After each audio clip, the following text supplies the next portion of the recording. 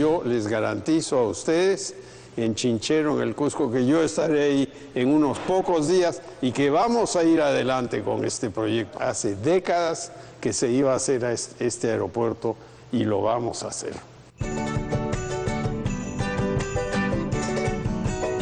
A los criticones les decimos, cállense la boca, déjennos trabajar.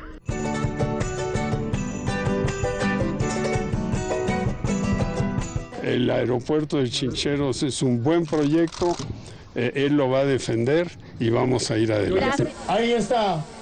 Las palmas, el aplauso. Hola, hola, muy buenas noches, bienvenidos. Esto es 2018 y lo que acabamos de ver es, bueno, son imágenes de archivo. El presidente Kuczynski apostando por el aeropuerto de Chinchero. Estos días el presidente está ocupado, él y por supuesto el gabinete también, porque el Papa está en nuestro país, hay una agenda que cumplir, pero mientras el Papa cumple esta agenda, van pasando cosas en el país, cosas importantes sobre las que vale la pena detenernos. ¿Y por qué hacíamos esta introducción sobre Chinchero? Porque ha sucedido algo muy importante. Kunturhuasi, que es la empresa concesionaria, la que iba a hacer el aeropuerto, ha señalado anoche, este es un comunicado del 18 de enero, creo que lo tenemos también desde el switcher para que ustedes lo puedan leer mejor, que el Estado ha puesto fin a un trato directo para resolver de buena fe la controversia de este aeropuerto. Ustedes saben que el contrato se cuestionó por este gobierno incluyó una adenda, hubo una serie de problemas a raíz de esta adenda, cuestionamientos por parte de la Contraloría, 3 ministros se han visto involucrados en problemas por el aeropuerto de Chinchero. Hasta hace poco el ministro Yufra decía que todo marchaba muy bien, que las conversaciones entre el MTC y Kunturhuasi andaban de buen ánimo, que todo se iba a resolver, que se prolongaban un mes más y de repente ¡zas!, aparece este comunicado donde Kunturhuasi estaría considerando incluso ir a un arbitraje internacional. Un arbitraje internacional que podría ganar Kunturhuasi y que representaría un monto impresionante para el Estado peruano. Dado que el Estado, dice Kunturhuasi, puso fin a la etapa de trato directo, la empresa se encuentra evaluando la posibilidad de iniciar un arbitraje en el ámbito internacional a fin de resolver la controversia. Hemos cumplido con todas nuestras obligaciones contractuales desde el inicio de la concesión y siempre hemos tenido la mejor disposición para llegar a una solución amistosa y de buena fe. Por ello, lamentamos esta decisión, finaliza el gerente general de Kunturhuasi. Y lo que están viendo ahora es la respuesta del MTC, una respuesta que hemos conocido el día de hoy, donde el Estado peruano dice concluye etapa de trato directo con Kunturhuasi por incumplimiento de acuerdos. Hace una introducción sobre este asunto y dice la Dirección General de Concesiones en Transporte solicitó de manera formal al concesionario la entrega de las áreas ubicadas en los distritos de Chinchero, Guayabamba, reiterando la plena voluntad de continuar con las negociaciones. Pero el concesionario ha sorprendido al Estado y ha enviado a un profesional sin poderes, evitando la transferencia de estos terrenos, el lugar finalmente donde se iba a construir el aeropuerto. En esta nueva actuación de la empresa Sociedad Aeroportuaria Kunturhuasi, selló la decisión del Estado peruano de dar por concluida la etapa de trato directo. A ver, o estaban bien o estaban mal. Porque si hasta hace un mes el ministro decía que se le llevaban de mil maravillas y como ustedes han visto es una obra por la que el presidente Kuczynski apostó en lo personal, ¿qué pasó y qué puede significar ir a un tribunal internacional sobre todo? Alonso Segura, exministro de Economía, está con nosotros para entender mejor de qué trata todo esto. Bienvenido, muchas gracias. Mabelia, gracias por la invitación. ¿Cuáles son las posibilidades de que Kuntur lleve en efecto esto a un tribunal internacional y de que el Estado peruano pierda? Mira, yo creo que son altísimas. Kunturhuasi ha venido evidentemente a lo largo del tiempo invirtiendo en los estudios, digamos, estudios sobre gastos generales del proyecto. Y el gobierno de Pedro Pablo Kuczynski le dio una adenda. Ellos sí tenían incumplimientos previos, es importante remarcarlo. Pero al firmar la adenda, de alguna manera borraste esos incumplimientos y el Estado peruano se comprometió a una serie de cosas. Esas cosas a las cuales se comprometieron, las incumplieron. Por ejemplo, se comprometieron a entrarle 40 millones de dólares en un plazo máximo de 30 días, no lo hicieron. Y de ahí terminan la concesión, pero con una serie de marchas y contramarchas. Yo creo que es importante reconstruir la historia y lo vamos Sí. a hacer para que la gente pueda entender, porque es un tema técnico, jurídico, económico, en fin, que tiene muchas aristas y que va a ser de difícil comprensión para todos. Pero a partir de este comunicado, cuando el Estado peruano dice que el concesionario, digamos, ha incumplido el tema de la transferencia de los terrenos que pertenecen al área de concesión del aeropuerto, ¿esto justifica disolver un trato directo? ¿Ha leído Mira, el comunicado? Lo he leído, sí. ¿Es solvente? No puedo entrar en el detalle de si es realmente una razón. Lo que sí podría decirte es que el trato directo ya es parte del mecanismo de controversia. Es la antesala de un CIADI. Es decir, tratas de CIADI resolver... es el Tribunal Internacional. El Tribunal Internacional. Tratas de resolverlo ahí. Es un paso forzado. En algunos casos lo logras, en la mayoría de casos no logras resolverlo y te vas al CIADI. Lo más probable es que vayamos al CIADI, que el concesionario demande al Estado. El Estado tiene que tener una actitud bastante ponderada acá, porque todas las acciones que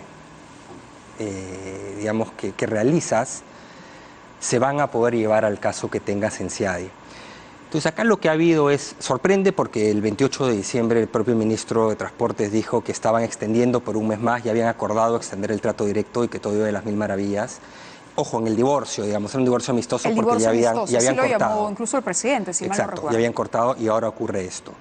Pero el problema es que ha habido varias veces en que se han dicho cosas que no se han cumplido. Dijo esto de extender un mes, no se ha dado.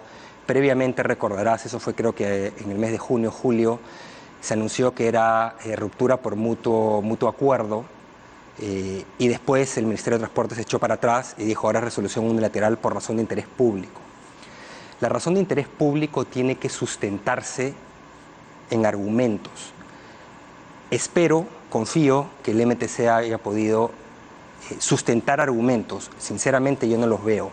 Por eso me preocupa que el Estado llegue con una defensa muy débil al CIADI. Claro.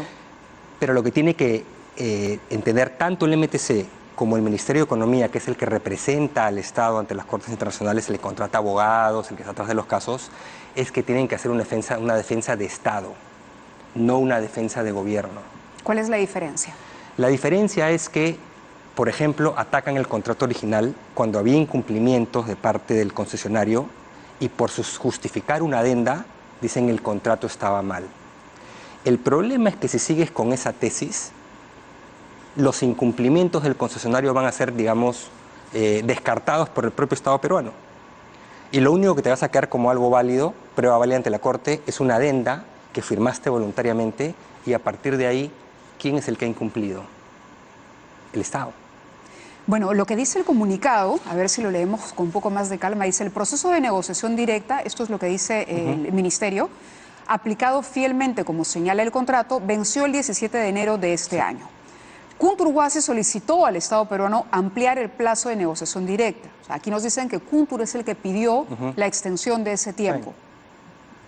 En realidad no se sabe, porque cuando el ministro lo anuncia... Pero esto es menos relevante. ¿Por qué? Porque en realidad la decisión de terminar el contrato fue hace 6 meses. Claro. Es ahí donde el Estado tuvo que sustentar por qué unilateralmente, cuáles fueron las razones de interés público que sustentaron. ¿Qué es una razón de interés público? Hay un grave daño ambiental. Claro, que esa fue la justificación para decir... Afectación a la población del lugar, algo que haga que el Estado tenga que decir no puedo ir más con esta concesión. O sea, finalmente se ha dilatado o este final que se veía venir se ha dilatado en ese tiempo. Esto iba a ocurrir. O sea, hay algunos que dijimos no van a llegar a un acuerdo, es imposible que haya un acuerdo y esto va a terminar en CIADI. Pero para el país sí había un acuerdo y además la posibilidad de un acuerdo amistoso. Cuando el presidente de la República le habla al país de un divorcio amistoso en una obra de cientos de millones de dólares, ¿cuánto es el costo de Chinchero? ¿Cuánto es la inversión? Casi 600 millones. Casi 600, sí. ¿Cuánta empleabilidad se puede deducir a partir de una obra de esta envergadura? ¿Cuánto dinero puede ingresar al Cusco? ¿Cuántos vuelos más se puede acoger? ¿Cuánto puede crecer el turismo? Cuando el presidente dice, estamos viendo esto va de todas maneras, cuando lo recordamos en las imágenes y luego de pronto la luna de miel termina o ese divorcio amistoso termina en la Guerra de los Roses, para acordarnos de la película en que los ex esposos se destruyen la casa. Entonces uno dice, ¿qué pasó? Nos mintieron a todos, no era tan amistosa la situación. Como te digo, ha habido declaraciones que después no se han ajustado a los hechos. Mi preocupación es que tiene que hacerse una defensa de Estado.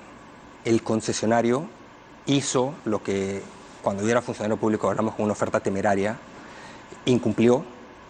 El Estado, el gobierno de este propio gobierno, rechazó su oferta de financiamiento, su endeudamiento garantizado. Ahora vamos a ir a eso. Lo rechazó y después lo claro, justifica. Cuando dice defensa de Estado y no de gobierno es defender los intereses de país y no a los funcionarios responsables. Para ponerlo clarísimo. Si Ahora, no te quedas sin argumentos antes de empezar a revisar esta historia rápidamente para que la gente entienda el problema de Chinchero, exacto, ¿cuánto puede perder el Estado en un juicio de esta naturaleza?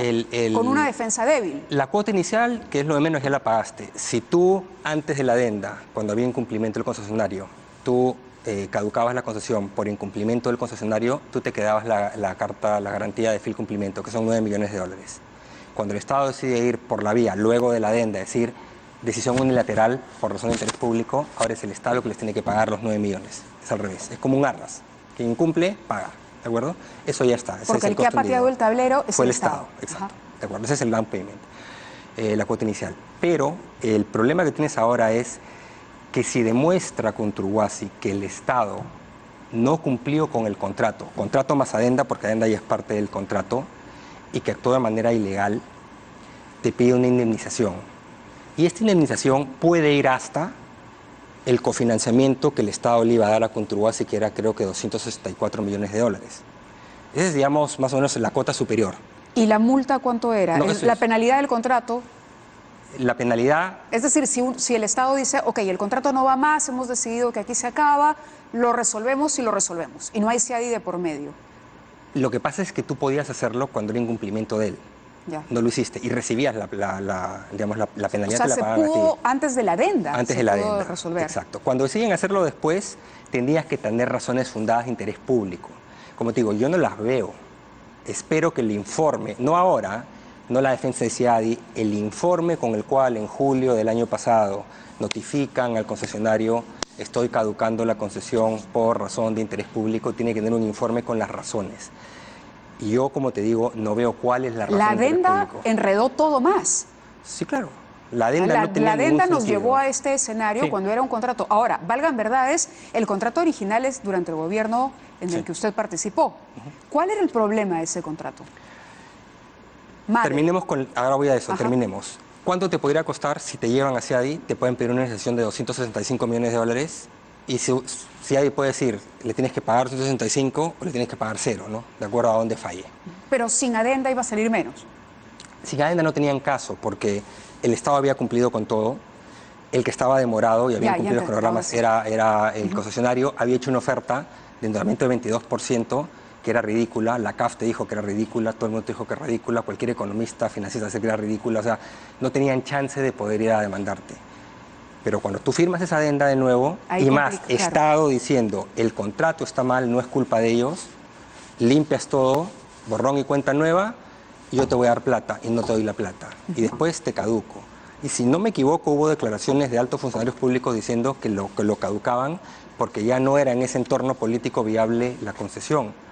Esa es la única razón que no puedes llevar. De 11 de junio de 2017, cuando dice políticos, es Mercedes Arauz. En Fuerza Popular hay discursos que incomodan, bueno, se está refiriendo al partido de oposición, pero dice, fue correcta la renuncia del ministro Vizcarra, luego de defender a capa y espada la adenda, justamente de lo que estamos hablando ahora.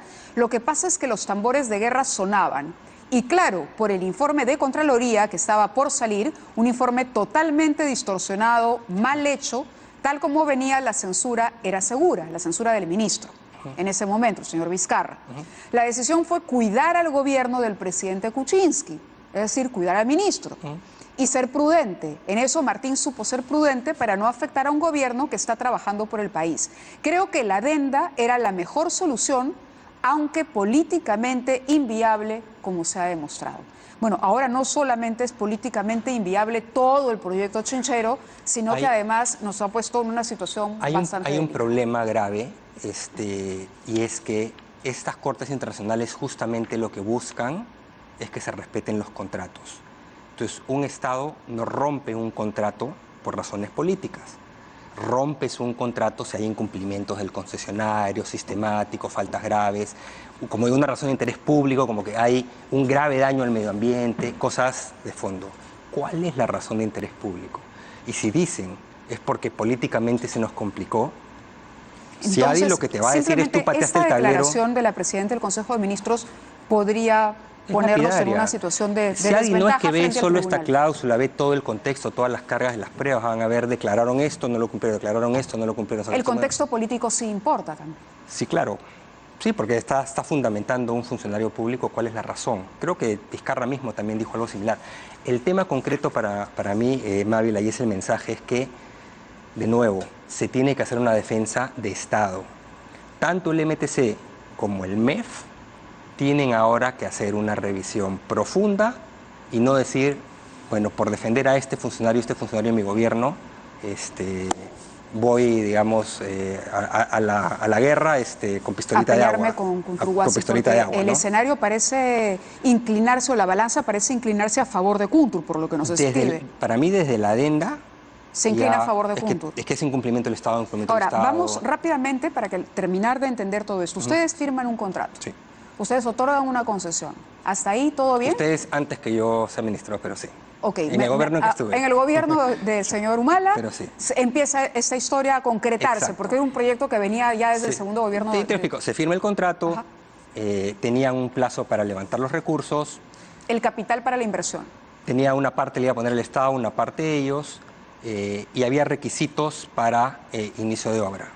Se les aprueba un cronograma, ¿y qué ocurre cuando se da el cambio de gobierno? Ellos incumplen con iniciar la obra en diciembre del 2015, pero estaban trabajando en el financiamiento y lo presentan en julio recién. Ellos, Kuntur. Kuntur al Estado peruano. Entonces, por eso es que pasa durante el cambio de gobierno. Entonces pasa al siguiente gobierno. Hasta ese momento ellos estaban tarde en la fecha de inicio de obras y presentan una oferta que el propio gobierno, este gobierno, les rechaza la oferta financiera, porque dice que es perjudicial al Estado. La oferta financiera, como hablamos, es el dinero que ellos tenían que conseguir conseguir para que el Estado le pague en el tiempo, ¿de acuerdo? Pero la tasa era el famoso 22%, ¿de acuerdo? Que era un tema de finanzas. No estaba de acuerdo al contrato. Y entonces, esa propuesta del Estado se la rechaza. Se las rechaza y les dice, por las razones, le dice, tú sabías que los intereses estaban ahí, tú sabías todo. Y curiosamente, se lo rechaza en noviembre, se lo reitera el 2 de enero del 2017 y el 4 de enero les acepta una adenda. A ver, acá hay un documento del 2 de enero, que es, creo, señor Carlos Balta, y que, sí, debe ser esto. Esto es es del MTC, sí. 2 de enero es una comunicación del MTC hacia... Del MTC, sí. Acá le dice, este split adicional refleja el valor del dinero, ¿a eso se refiere? Eso se refiere. O sea, le está diciendo, tú sabías que los intereses los pagabas tú, no eran por fuera. Correcto. Esta es la comunicación entonces, exacto, si la quieren ver ustedes, este es el documento que le dice el Estado a Kunturguasi. Ojo, ojo, está jugándome mal. Exacto. No, me estás haciendo trampa. Claro, te he rechazado por eso. Te rechazo por esto. Pero lo curioso es que ahí no lo caducan por su culpa o no le dicen preséntame una oferta correcta, sino 2 días después le aceptan el pedido de adenda, pero sustentada en la razón exactamente contraria, diciendo no había partida para los intereses, tú no sabías. El mismo MTC, la misma dirección general. Claro, ese es el oficio del 4 de enero, oficio 0036-2017, que adjunta el informe del ministerio que sustenta la adenda, sí, señalando exactamente lo opuesto a lo que había dicho acá. Exacto. Y ese es el pretexto para... Es decir, el 4 de enero desmientan el argumento del 2. Exacto. Y es el pretexto para aceptarla, la adenda. Y en la adenda es donde el Estado se carga todo el riesgo de financiamiento, el riesgo constructivo, se carga todo. Y esta es la adenda. Y esa es la, bueno, supongo... Esta es la adenda que además se dice por qué la firma la señora Molinelli, viceministra de Transportes. Porque la firman los viceministros, usualmente. Entonces aquí no hay irregularidad. No, ahí no hay irregularidad. O sea, está bien. Lo cierto hay que ponerlo así. En cualquier caso, si ustedes quieren ver la adenda, aunque el lenguaje es para cualquier ciudadano complicado, esto está en Google, está en Internet. De ahí lo hemos... Creo que lo colgaron, el mismo MTC lo colgó en su página web. Es la adenda 1 del contrato de concesión. Okay. Entonces, a partir de ahí, y como usan de sustento, tú primero dicen sí sabías, después no sabías, y echan la culpa al contrato, entonces ya resulta que de milagro ya ellos no habían incumplido nada. y le dan una adenda en que el Estado se compromete a poner la plata, a darles adelantos y una serie de cosas. Ahí es donde ya entra el tema... ¿Por qué? Porque lo que era evidente para nosotros ¿Por qué? es... ¿Por qué no cerrar? Ok, hay una opinión que dice que el contrato juega chueco y por lo tanto no conviene, entonces no conviene, pues adiós. Mira, la posición de... Digamos, la posición de salida del gobierno en el que yo estuve fue: esa oferta no va. Tienes que bajarte a lo que dice el contrato. Y si no llegaban, pues chao, por culpa tuya. ¿Pero no habían presentado la respuesta? No, porque recién el Ejecutivo, o sea, la posibilidad de decidir le llega al MTC el 22, 23, 24 de julio. En que de hecho sí reaccionan rápido y le dicen: necesito tal información, pero ya era imposible que respondas. Pero como te digo, el propio gobierno del presidente Kuczynski en noviembre les dice: rechazo tu oferta por generar perjuicio. El 2 de enero les ratifica: tú sabías toda la información, básicamente tú tenías que poner la plata. Y el 4 de enero, 2 días después, le dice: tú no sabías, por tanto te acepto una adenda en la cual el Estado se carga todo. Y ahí hubo los dimes y diretes que decían que era obra pública, que no, que el riesgo siempre fue el Estado, que no es lo mismo. ¿Okay? Si el banco te da la plata para construir tu casa y después tú dices: no, yo pongo la plata, ¿por qué es lo mismo, adenda no es lo mismo, insostenible? ¿no? La adenda, mira, para mí no es que era insostenible, era una aberración. Pero más costoso que ya seguir con eso es lo que hicieron después, que es caducarla por interés público, cancelarla por interés público.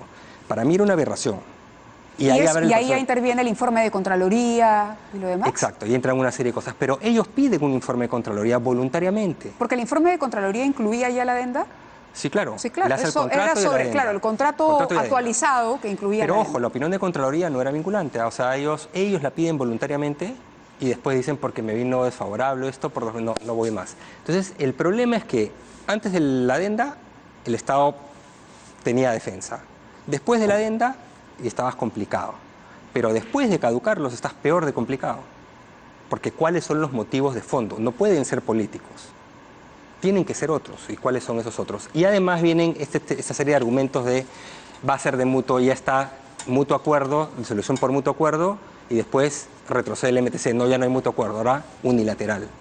Después te extiende el trato directo, después ya no te extiende el trato directo. Entonces, no puede haber esas marchas y contramarchas. Entonces, de nuevo, Mávila, y es la razón de mi mensaje, estos casos de CIADI, digamos, no se le va a poder pedir información tampoco al gobierno, porque cuando ya estás con ruta al CIADI, hay reserva. Bueno, Cuntur lo que ha dicho es que está evaluando. Mira, me sorprendería enormemente que no vayamos. Ojalá que no nos lleven a CIADI. Pero si nos llevan, se tiene que hacer una defensa de Estado y reconocer los errores de esa adenda, etcétera, para poder retrotraer y decir: acá hubo incumplimientos de ellos, para nivelar la cancha, digamos. Volver al contrato original. Sí, es decir, acá tú incumpliste esto, bueno, estos funcionarios interpretaron mal, pues tú incumpliste todo esto. O sea, tienes que nivelar la cancha, porque si no vas a llegar a un proceso... Y eso va a implicar sacrificar a algunos funcionarios, a los que participaron de la adenda. Es un proceso en corte internacional, no es en corte doméstica. Pero tienes que llevar argumentos, pues. Entonces, esa es la parte que tienen que ver bien cómo la definen.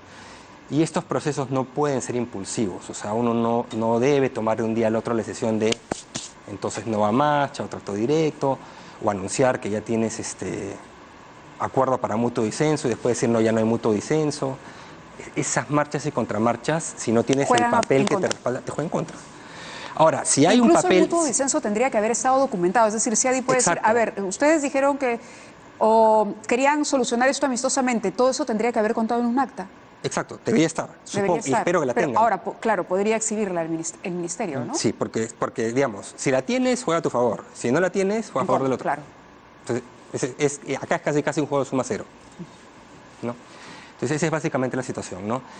Era evidente que esto no se iba a poder lograr un acuerdo, pero ha sido, digamos, una telenovela creo que innecesaria. Y bueno, vamos a ver qué ocurre. Pero sí hay que resguardar los intereses del Estado, porque la factura sí puede ser muy grande, Mávila. Y el antecedente de un fallo contrario en CIADI también. Sí, en general hemos ganado. Acabamos de tenerle Santana en contra. Recuerda, fue otro caso, decisión política. ¿Te acuerdas la mina en Simpuno que decidieron? No más. Básicamente no más por decisión política.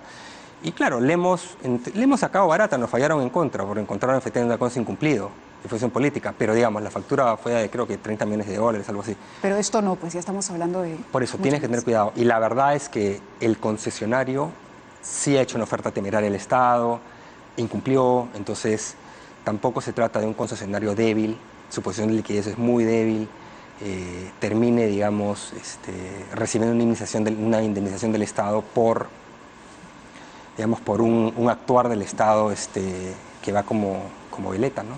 Diligente. Muy bien, muchísimas gracias por habernos acompañado esta noche. Vamos a seguir el caso de cerca porque definitivamente es importante. Y nosotros, mientras tanto, hacemos una pausa y regresamos con el doctor César Nakasaki. Hoy han pasado varias cosas. Mientras el Papa estaba en Palacio de Gobierno, pues se conocía también la decisión de revocar, por ejemplo, la prisión preventiva a algunos de los directivos de las empresas consorciadas que estaban detenidos justamente y que participaron en este proyecto de la carretera interoceánica. De eso y del caso Humala Heredia hablaremos con el doctor César Nakasaki cuando regresemos.